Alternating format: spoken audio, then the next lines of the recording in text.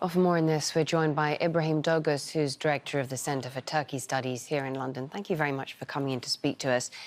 So what is there to say about these trials? I suppose they will continue and prosecutions inevitable.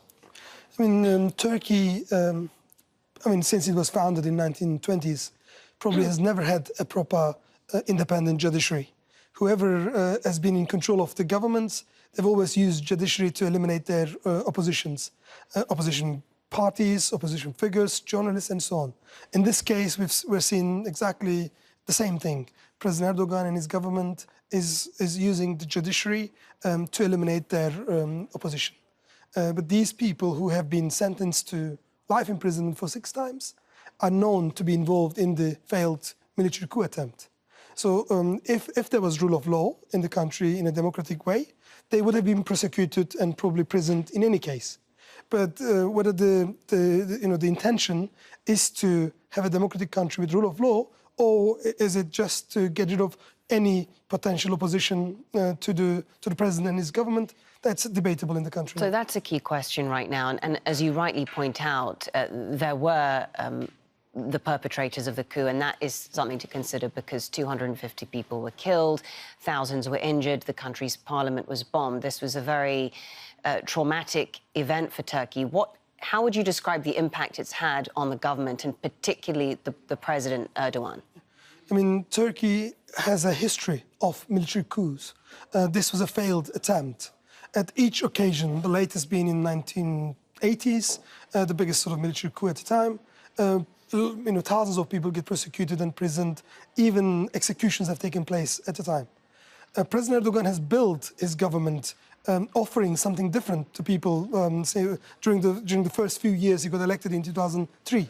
He was known to be a reformist. He was known to be introducing new laws which were democratizing the country, granting further rights to minorities, including the Kurdish minority in Turkey. And so it was a very positive sort of atmosphere in Turkey. The economy was doing very well. Public and people across the world thought that Turkey is going to be a very, very reliable ally in peace-building sort of attempts in the region, Middle East, but also in terms of becoming a role model for the rest of the Islamic world with its democracy and so on. And so now, I was just going to say, how wide-ranging has the post-coup crackdown been? That the perpetrators are one thing, but how many thousands have been arrested and detained? We're talking here about teachers, public sector workers, civil servants.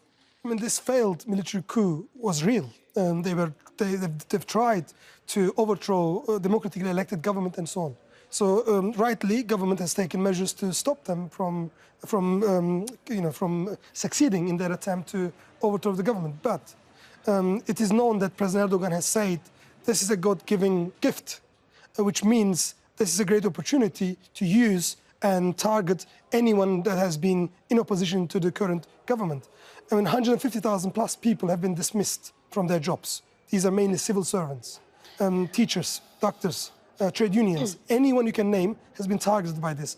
And they're not just people who are known or who are suspected of being linked to Fethullah Gülen and his movement. There are ordinary people who have nothing to do with Fethullah Gülen and his movement, Kurds, leftist teachers and so on. They've also been suffering as a result of being targeted by the government after the failed military coup. Well, thank you very much for sharing your analysis with us, Ibrahim Dogus, director of the Centre for Turkish Studies here in London. Meanwhile,